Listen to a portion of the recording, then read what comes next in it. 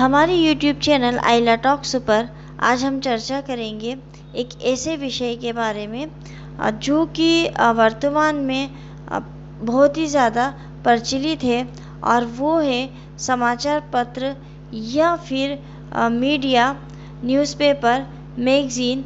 इसमें बहुत ही ऐसी खबरें हैं जो छपती हैं जो कि देश के लिए खतरे का कारण बनती है। तो कब उनके खिलाफ तलाशी वारंट जारी कर सकते हैं और उन न्यूज़पेपर और मैगज़ीन की जब्ती की जा सकती है, और कौन इसका वारंट जो है तलाशी वारंट को जारी कर सकता है। यही सब आज के अपने इस वीडियो में हम जानेंगे कि न्यूज़पेपर, मैगज़ीन की जब्ती एवं तलाशी वारंट कब और कौन जारी कर सकता है। ये सारा जो प्रावधान है ये दिया गया है दंड प्रक्रिया संहिता 1973 की धारा 95 के अंतर्गत। इस वीडियो को देखने से पहले चैनल को सब्सक्राइब और बेल आइकन को क्लिक कर दीजिए ताकि लेटेस्ट अपडेट आप लोगों को मिलते रहें। लोकतंत्र के 4 प्रमुख स्तंभ होते हैं, ये मैं आपको पहले भी बता चुकी हूँ। कार्यपालिका, न्यायपालिका, विधायिका और मीडिया। मीडिया यानी कि प्रेस लोकतंत्र का चौथा स्तंभ माना जाता है, और संविधान के अनुच्छेद 19(1) में प्रेस की स्वतंत्रता का अधिकार दिया गया है।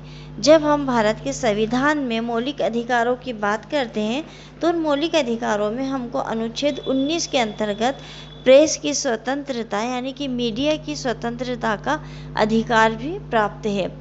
पुस्तकें जो हैं वो भी ज्ञान का भंडार होती हैं। सबको पता है कि पुस्तकों में ज्ञान की बहुत सारी बातें हमको प्राप्त होती हैं।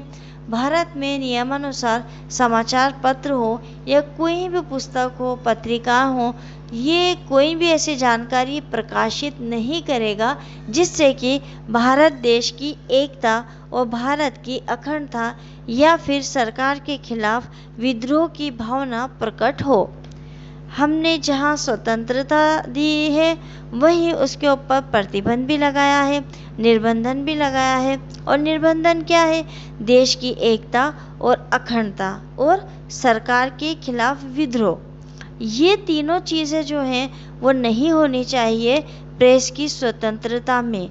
अगर प्रेस की स्वतंत्रता में ये चीज़ें होती हैं, यानी कोई ऐसा आर्टिकल छपा है, कोई ऐसी न्यूज़ छपी है, कोई ऐसी खबर आई है, या फिर जो मीडिया के और माध्यम है जैसे न्यूज़ चैनल वगैरह, अगर उस पर कोई ऐसी न्यूज़ आई है जिससे कि देश की एकता को खतरा हो, अखंडता को खतरा हो, लोगों के ऊपर उसका ऐसा प्रभाव पड़े कि वो सरकार के खिलाफ विद्रोह कर दें, तो इन सारी कंडीशनों में सरकार जो है वो तुरंत संज्ञान लेगी। अगर ऐसी कोई जानकारी प्रकाशित करता है तब राज्य सरकार जो है वो ऐसे मामले को तुरंत संज्ञान में ले सकती है और वारंट जारी करवा सकती है। दंड प्रक्रिया संहिता 1973 की धारा 95 की परिभाषा की हम बात करें तो ये परिभाषा ये कहती है, कुछ प्रकाशनों के संपहत होने की घोषणा करने और उनके लिए तलाशी वारंट जारी करने की शक्ति। इसका एक क्या कहती है अवधारा? जहां राज्य सरकार को प्रतीत होता है कि किसी समाचार पत्र या पुस्तक में अथवा किसी दस्तावेज में, चाहे वो कहीं भी मुद्रित हो, कोई ऐसी बात अंतर्विष्ट है जिसका प्रकाशन भारतीय दंड संहिता 1864 का 45 की धारा 124 का या धारा 153 का या धारा 153 का, धारा 292 या धारा 293 या धारा 295 का के अधीन दंडनीय है, वहाँ राज्य सरकार ऐसी बात अंतर्विष्ट करने वाले समाचार पत्र के अंक की प्रत्येक प्रति का और ऐसी पुस्तक या अन्य दस्तावेजों की प्रत्येक प्रति का यानी कि हर एक कॉपी का सरकार के पक्ष में संपहरण कर लिए जाने की घोषणा, अपनी राय के आधारों का कथन करते हुए अधिसूचना कर सकती है। और तब भारत में जहां भी वह मिले कोई भी पुलिस अधिकारी उसे अभिगृहित कर सकता है और कोई मजिस्ट्रेट या उप निरीक्षक से निम्न पंक्ति के किसी पुलिस अधिकारी को किसी ऐसे परिसर में जहां ऐसे किसी अंक की कोई प्रति या ऐसी कोई पुस्तक या अन्य दस्तावेज या उसके होने का उचित संदेह है प्रवेश करने और उसके लिए तलाशी लेने के लिए वारंट द्वारा प्राधिकृत कर सकता है। इस धारा की उपधारा 2 इस धारा में और धारा 96 जो है उसमें का समाचार पत्र और पुस्तक के वही अर्थ होंगे जो प्रेस और पुस्तक रजिस्ट्रीकरण अधिनियम 1867 में है। यानी यहाँ पर भी समाचार और पुस्तक वही होंगे जो प्रेस और पुस्तक रजिस्ट्री अधिनियम में दिए गए हों। और दस्तावेज के अंतर्गत कौन कौन से दस्तावेज? रंग चित्र, रेखा चित्र, फोटो चित्र या अन्य दृश्य रूपण जिसको कि आपने दृश्य से समझाया हो। और 3 इस धारा के अधीन पारित किसी आदेश या की गई किसी कार्रवाई को किसी न्यायालय में धारा 96 के उपबंधों के अनुसार ही प्रश्नगत किया जाएगा, अन्यथा नहीं। अगर धारा 95 के अंतर्गत कोई कार्रवाई की जा रही है तो धारा 96 के अंतर्गत ही उसके ऊपर किसी भी तरह से रोक लगाई जा सकती है।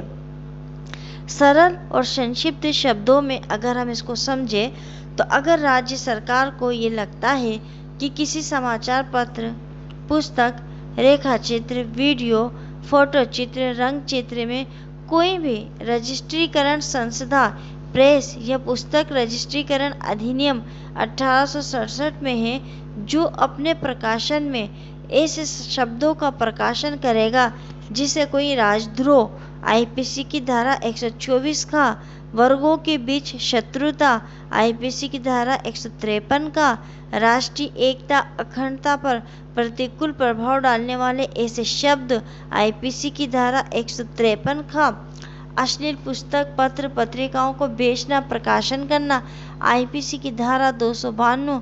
देखिए मैंने इसके पहले भी आपको यही चीज़ें बताई थी, ये थोड़ा सा मैं डिटेल में बता रही हूँ। मैंने सिर्फ आपको सेक्शन बताए थे और वो सेक्शन भी मैंने आपको इसलिए बताए थे कि जो बेयर एक्ट की लैंग्वेज होती है कंपटीशन एग्ज़ाम में वो वैसे ही पूछी जाती है। समझाने के लिए मैं आपको इसको थोड़ा सा इजी में करके समझा रही हूँ ताकि आपको समझ में आ जाए और जितने भी आईपीसी के सेक्शन धाराएं वहाँ दी गई हैं आपको अलग से ना देखना पड़े, यहीं आपको सब दिख जाए।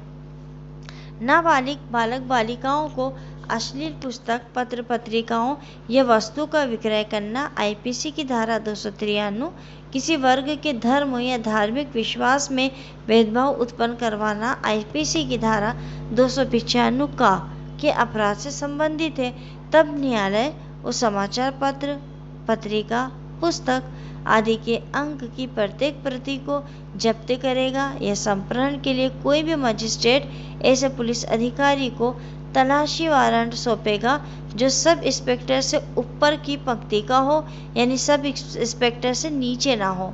वो पुलिस अधिकारी ऐसे परिसर कार्यालय में जाकर तलाशी लेगा और प्राप्त हुई जो भी सामग्री होगी उसे अपनी अभिरक्षा में तुरंत लेगा। तो मित्रों, आज के वीडियो में हमने ये देखा है, पढ़ा है कि न्यूज़पेपर, मैगजीन की जब्ती और तलाशी वारंट कब और कौन जारी कर सकता है। तो कब जारी किया जा सकता है? जब न्यूज़पेपर कोई ऐसी बातों को पब्लिश करता हो, छापता हो जो राज्य सरकार के विरुद्ध हो या फिर जिससे देश की एकता और अखंडता को कोई खतरा उत्पन्न होता हो। आईपीसी की मैंने आपको बहुत सारी धाराएं बताई हैं जिसके अंतर्गत देश की एकता और अखंडता को खतरा उत्पन्न हो सकता है और सरकार के खिलाफ विद्रोह की भावना भी जो उसमें हो सकती है, तो वो मैं आपको बता चुकी हूँ। अब इसकी तलाशी वारंट कौन जारी करेगा? तो न्यायालय जारी करेगा धारा 95 के अंतर्गत। लेकिन तलाशी कौन लेने जाएगा? तो पुलिस अधिकारी जाएगा। और पुलिस अधिकारी में भी कौन सा पुलिस अधिकारी? जो सब इंस्पेक्टर से ऊपर हो, यानी सब इंस्पेक्टर और उसके नीचे का जो भी व्यक्ति होगा, कांस्टेबल या जो भी पोस्ट होगी, वो तलाशी के लिए नहीं जाएगा। तलाशी वारंट किसको सौंपा जाएगा? जो सब इंस्पेक्टर के ऊपर की पंक्ति का हो, ऐसा पुलिस अधिकारी। जहाँ पर भी वो पुस्तक रखी होगी, उसका कोई अंग रखा होगा, वीडियो रखी होगी, या जो भी ऐसा मीडिया से संबंधित सामान होगा, वो उसको तलाशी में अगर उसको प्राप्त होता है तो उसको अभिरक्षा में अपनी ले लेगा। तो आइला टॉक्स चैनल ये आशा करता है कि आपके लिए ये वीडियो उपयोगी होगा और आपको ये वीडियो पसंद आया होगा। अगर वीडियो आपको पसंद आता है, आपको आइला टॉक्स चैनल के वीडियो से लगता है कि आपको वाकई में आपको शिक्षा प्राप्त हो रही है, तो आप कमेंट्स करके ज़रूर बताइएगा और कमेंट्स के साथ साथ लाइक भी करिएगा, अधिक से अधिक इसको शेयर भी करिएगा। मिलते हैं अगले वीडियो में एक नए विषय के साथ। तब तक के लिए मैं डॉक्टर इरशाद खानम आपसे इजाज़त चाहती हूँ। शुक्रिया, धन्यवाद।